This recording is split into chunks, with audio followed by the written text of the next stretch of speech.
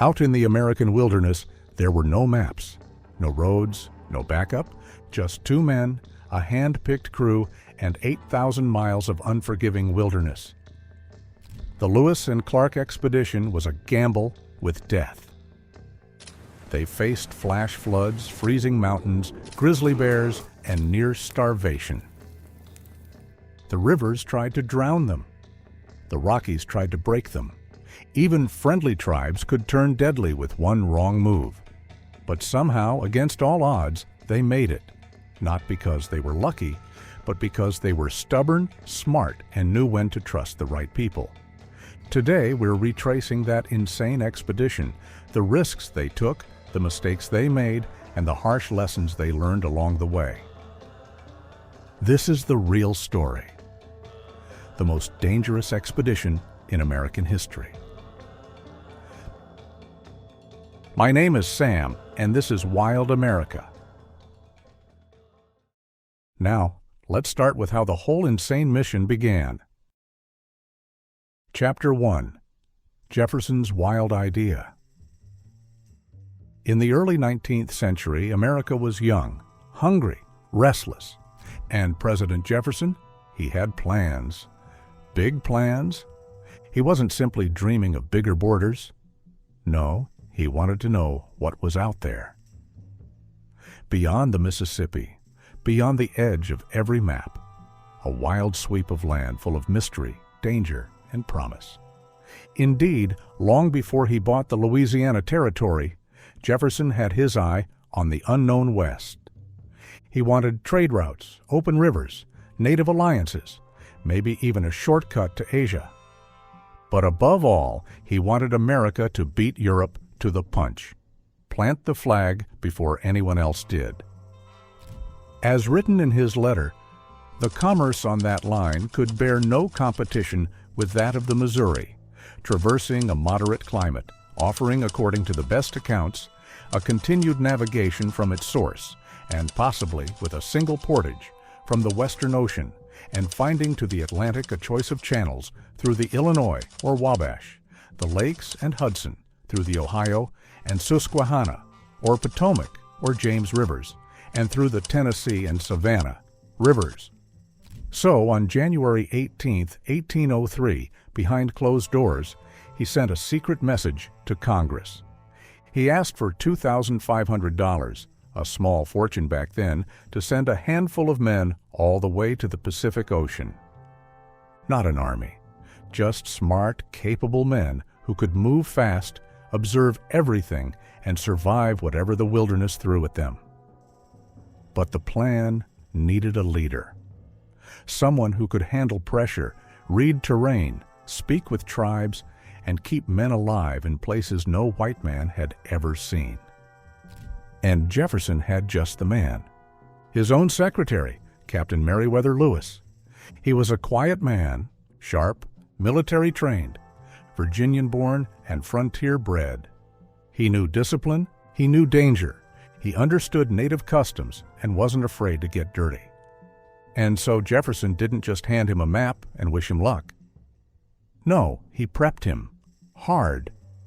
He gave Lewis full access to Monticello's massive library, books on geography, plants, minerals, animals, stars, survival, and the art of finding your way with nothing but the sky. Lewis soaked it all in. Every fact, every map, every scrap of knowledge.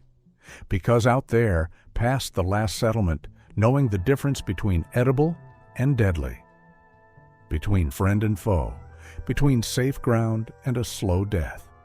That was everything. And so the mission was set. The West was waiting. And the most dangerous expedition in American history was about to begin. But Lewis knew one man couldn't do it alone, at least not out there, not for this. So he picked a partner, William Clark, former superior, trusted friend, cool under pressure, smart with a compass, knew how to read the land like a book. Officially, Clark was just a second lieutenant, but Lewis didn't care, called him captain anyway. They led as equals, side by side, through every mile of hell ahead. And next came the Corps of Discovery. Lewis and Clark needed the tough ones, men who could shoot, hunt, track, and fight. Survivors? Most were young, unmarried, and used to living hard. Clark handled most of the recruiting. He pulled in a wild mix: frontiersmen, army grunts, backwoods loners. Even his own enslaved man, York, came along.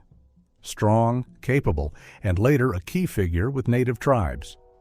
He helped shape the mission's success. And that first winter, 1803 into 04, they set up Camp Dubois, right near where the Mississippi meets the Missouri. It was cold, muddy, and pitiless, but perfect for drilling the men, toughening them up, and stockpiling gear. And while Clark whipped the crew into shape, Lewis hit Philadelphia. There, he trained with top scientists, learning everything he could: how to map rivers, catalog plants, spot minerals, track stars. Jefferson had laid it all out in his orders. Follow the Missouri, chart every branch, find the best water route to the Pacific, record everything: plants, animals, tribes, land, and make sure America, not Europe, was first to set foot and stake claims. Then finally it began. May 14th, 1804. They pushed off from Camp Dubois, oars biting into the Missouri. Slow going, no roads, no backup, just raw land ahead, spreading out into the unknown. And what they were about to face would test every ounce of grit they had. Chapter 2. The Land Hates You. The land was cruel. No roads, no maps, just untamed wild stretching for thousands of miles. And Lewis and Clark had to cross it all, one grueling mile at a time. First up, the Missouri River. It looked calm in places, but it lied. The current was merciless, always fighting you. The men rowed day after day upstream against a force that never let up. Sandbars shifted underfoot. Tree limbs, half rotted and waterlogged, skulked beneath the surface, ready to gut a boat in seconds. They called them snags and sawyers, hidden killers. Worse, the riverbanks were made of soft, unstable soil. 1 minute solid ground, the next, a landslide.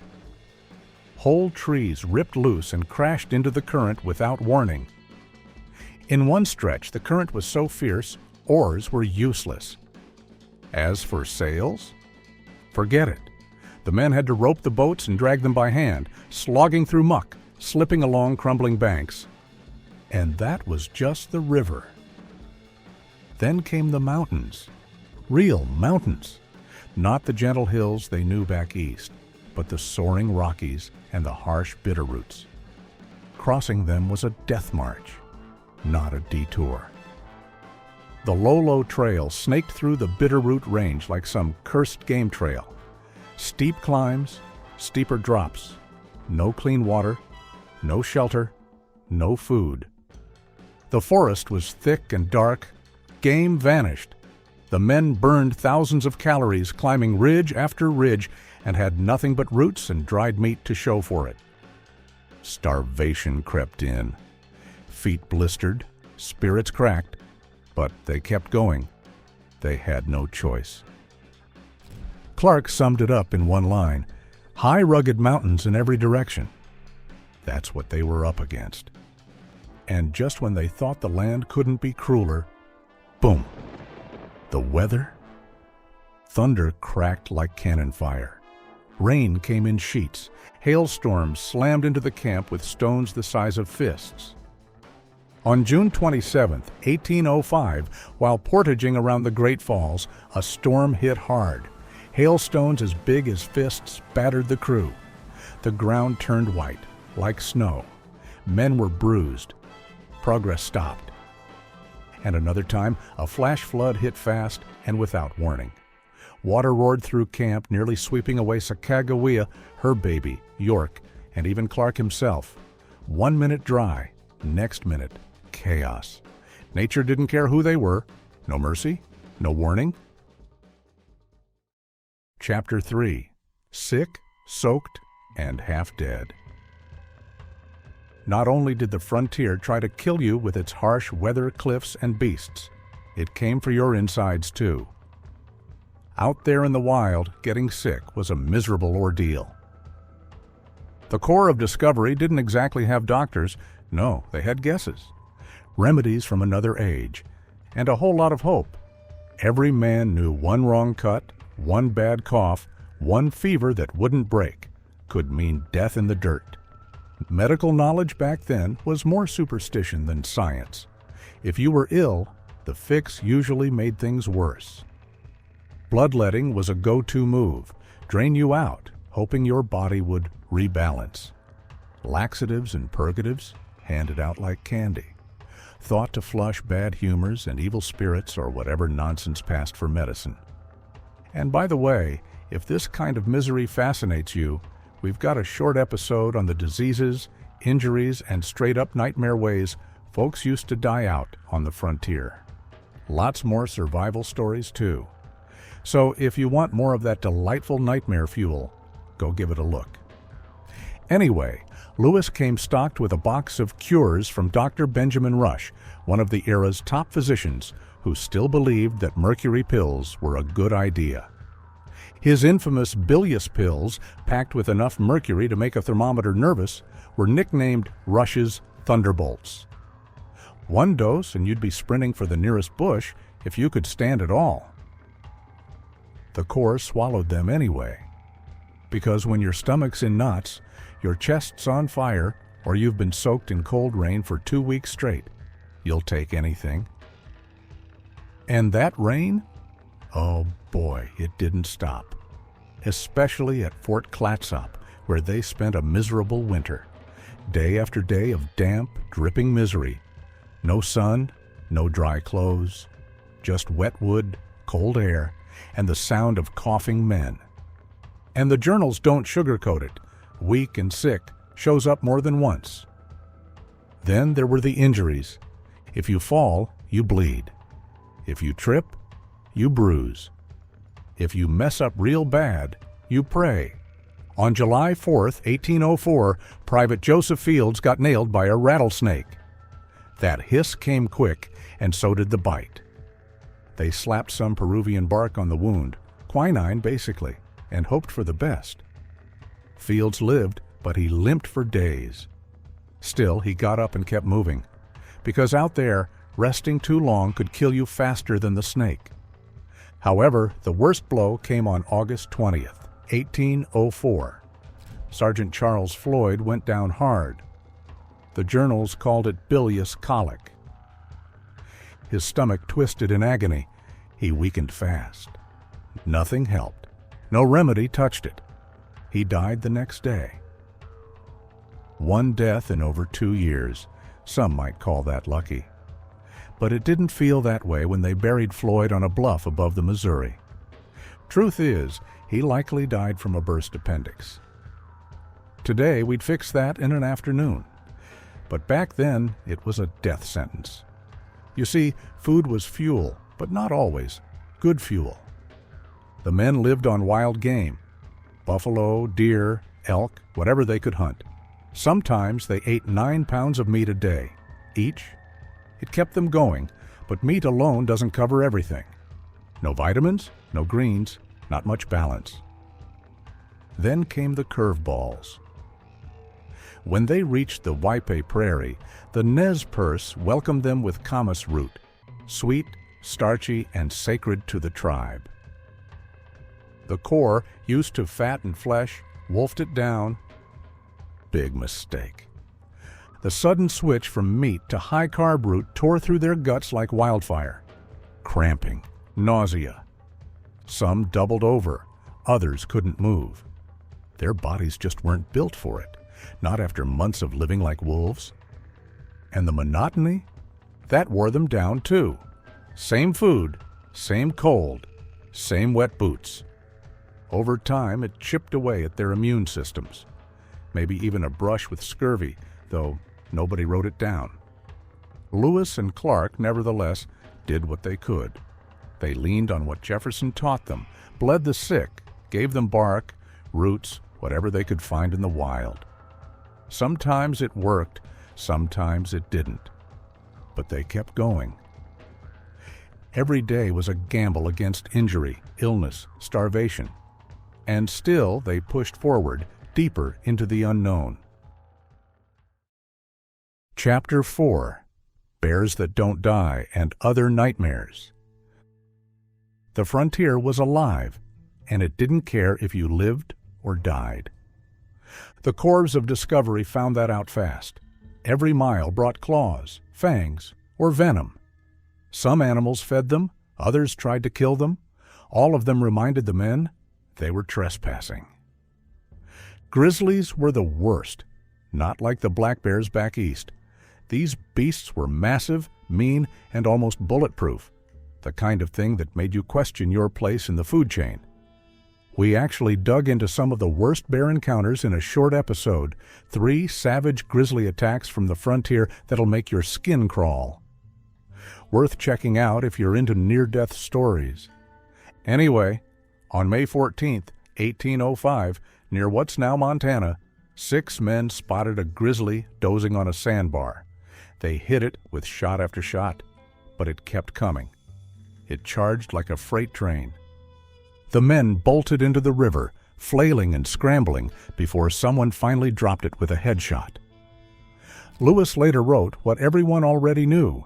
These bears were a most tremendous animal. Furthermore, rattlesnakes weren't loud, but they were everywhere, especially in the Great Plains. On May 17th, just days after the bear attack, a prairie rattler nearly got Clark near the Yellowstone. One step slower, and he'd have been dead or twitching in agony. Since then, they learned fast to watch every step, every rock, every patch of tall grass. Then there were the bison, meat on hooves, a walking pantry. But piss went off, and you were getting steamrolled. More than once, a bull would break from the herd and charge, forcing the men to dive, run, or just pray. But it wasn't all blood and bruises. The wild also brought wonder. Creatures no European American had ever laid eyes on. Mule deer with oversized ears, pronghorns that sprinted faster than anything they'd seen, prairie dogs chattering from tunnel cities underfoot. The Corps documented, described, measured, sketched. They were soldiers, yes, but also scientists. And this wilderness was their laboratory. To stay alive, they kept adapting to the circumstances. They posted sentries, traveled in tight groups, changed routes if the land smelled wrong, learned where grizzlies roamed and avoided setting camp there. And when they had to fight, they fought smart, aimed better, shot faster, stayed together. Because out here, a single mistake meant your bones bleaching in the sun. Chapter 5: Gifts, Guns, and Gambling with Tribes. The Corps' survival also depended on people. Strangers, allies, enemies, and no group shaped the expedition more than the native tribes they met along the way. Jefferson had made it clear, Lewis and Clark weren't just there to map rivers and collect plants, they were diplomats too. The West had to know America had arrived. Peacefully, if possible. So, the Corps of Discovery packed peace medals, bright flags, mirrors, beads, hatchets, and cloth, shiny tokens meant to show respect and power. To the tribes, these gifts meant sincerity. To Lewis and Clark, they were leverage, subtle nudges toward trade, treaties, and maybe even farming. It was all a chess game, and the stakes were high. Each tribe was different. Each meeting could change the course of the journey. And when winter hit, they bunked near the Mandan and Hidatsa in what's now North Dakota. These tribes ran the trade game up north. They welcomed the Corps, shared food, and gave them a clearer picture of the unknown lands ahead. For a few months, things were calm. But not every meeting went smooth. September 1704. They crossed paths with the Teton Sioux. That one almost lit the powder keg. The Sioux controlled trade on the Missouri and didn't trust these armed strangers floating through their backyard. Tension snapped tight, words twisted, weapons almost came out. Only quick thinking and carefully chosen gifts kept the peace. Barely. And then there was Sacagawea, young, sharp, Shoshone-born, married to a French-Canadian trader named Charbonneau. She didn't carry a rifle, but as mentioned earlier, she might have been the Corps' most important asset. She spoke Shoshone. She knew Hidatsa. She could read the land and the people. And her presence alone, a woman traveling with a military party, was a walking signal of peace. Clark even wrote it down. Her being there calmed every tribe they met. But she wasn't just a symbol. In August 1805, the expedition hit a wall, the Rocky Mountains. They needed horses. Bad. The only way forward was to cut a deal with the Shoshone. And just like that, fate threw a wild card. Sacagawea's long-lost brother, Kamiawait, was the Shoshone chief. That reunion cracked everything wide open. Suddenly, the Corps wasn't just strangers asking for help. They were family. Horses were traded. Trust was built. If you want the full story on how Sacagawea saved the expedition, check out our full Sacagawea episode. It's nearly 5 hours long, packed with every twist, close call, and hard truth the textbooks leave out. Watch it after this one. You'll see why the Corps might not have made it without her. But in the meantime, the Lewis and Clark expedition kept moving. Chapter 6. Hard miles, harder problems. Out there in the wilderness, every mile was a gamble. The Corps of Discovery kept dragging their lives behind them, day after day, solving problems with determination, guesswork, and pure, stubborn will. The first problem? Food. Always food. They couldn't carry enough for the whole trip, so they hunted like their lives depended on it, because they did. Clark once wrote that they needed 4 deer a day just to keep bellies full. 1 elk, 1 buffalo, every 24 hours. And that was when game was easy to find. But when it wasn't, they boiled roots, slurped watery soup, chewed on scraps. Some days, the only thing standing between them and starvation was a trade with local tribes. Corn, beans, squash, staples that kept them moving. Then there were the maps, or lack of them. Most they had were a joke. Wrong rivers, phantom mountains. So Clark took over. He charted their path himself, compass in one hand, sextant in the other, eye to the sky. He mapped every twist of the river, every ridge, every bend. His maps became lifelines, tools for the future. Still, even Clark's maps needed help. They leaned on native guides, fur traders, whoever knew the land. But even that knowledge had to be double-checked, seen with their own eyes, measured under the stars. Trust, but verify. And sometimes the land just punched back. At the Great Falls of the Missouri, they hit a wall, literally. A roaring river they couldn't pass, so they dragged tons of gear 20 miles over rough ground in scorching heat. It took weeks, nearly killed their horses, nearly killed them. Then came the talking. Or trying to. Neither Lewis nor Clark spoke a word of any native language. They had interpreters like Charbonneau and Sacagawea, but translation wasn't simple. A single message might pass through English, French, Hidatsa, then into Shoshone.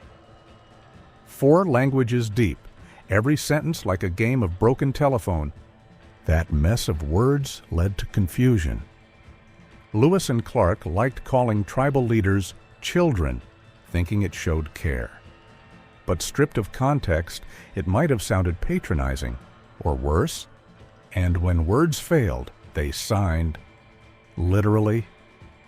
Plains Sign Language was the common tongue across tribes, and one of their men, George Drouillard, was a master at it.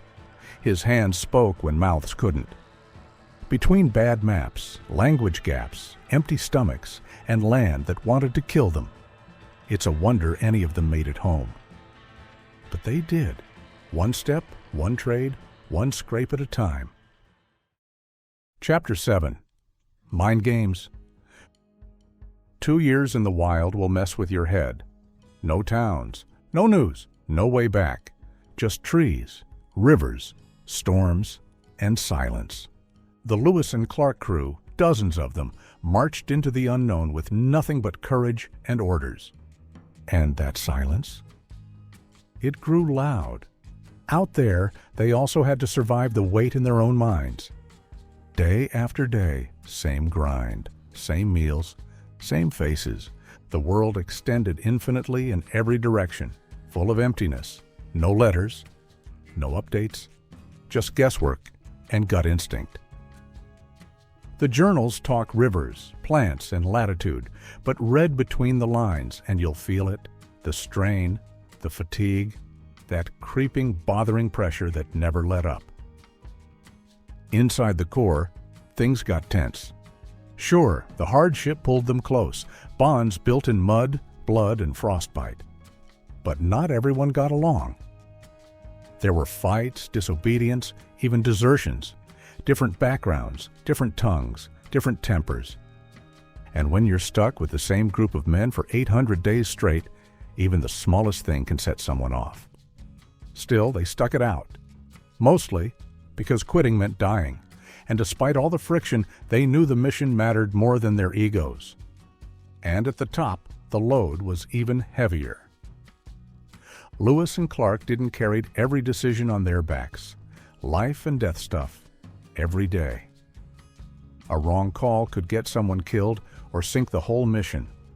Lewis especially cracked under that weight. Even Jefferson saw it. He wrote about Lewis's dark moods, and he wasn't wrong. Lewis was sharp but unstable, prone to brooding, impulsive. After the expedition, the ghosts followed him home. Scandals, debts, rumors. By 1809, they devoured him. And so, he took his own life, alone in a Tennessee inn. Clark, on the other hand, held up better. More even-keeled. But that calm, it came from holding everything in. He had to keep the men focused, the mission on track, the whole mess moving forward, whether they were lost, starving, or freezing. There was no room for doubt. And so, the strain of survival either pulled you together or tore you apart. And that's the truth of it. Reaching the Pacific was hard. But staying sane on the way there, that was the real fight. In the end, 2 years, over 8,000 miles. One brutal, backbreaking trek into the unknown. The Lewis and Clark expedition was a turning point, a line in the dirt that split old world from new. They went to find what no one else dared to: rivers, roots, tribes, beasts, and lands no American had laid eyes on. And when they came back, they brought more than stories. Clark's maps became game changers. When his charts hit the press in 1810 and again in 1814, they became the go-to guides for anyone chasing the frontier. Folks followed his ink lines all the way into the wild. Until the 1840s, those maps were a gospel. Even more, Lewis and Clark also logged 178 plants and 122 animals no one in the East had even heard of. And their success? It lit a fire. People started believing America was destined to stretch west. That manifest destiny dream got fuel from their footsteps. Lewis and Clark proved it could be done. Men could cross the continent on grit and guts alone. That idea stuck, but it's easy to forget the price. They slogged through storms, scaled cliffs on hands and knees, starved, got chased, got lost, kept going anyway. But they made it. And when they did, they changed the course of a nation.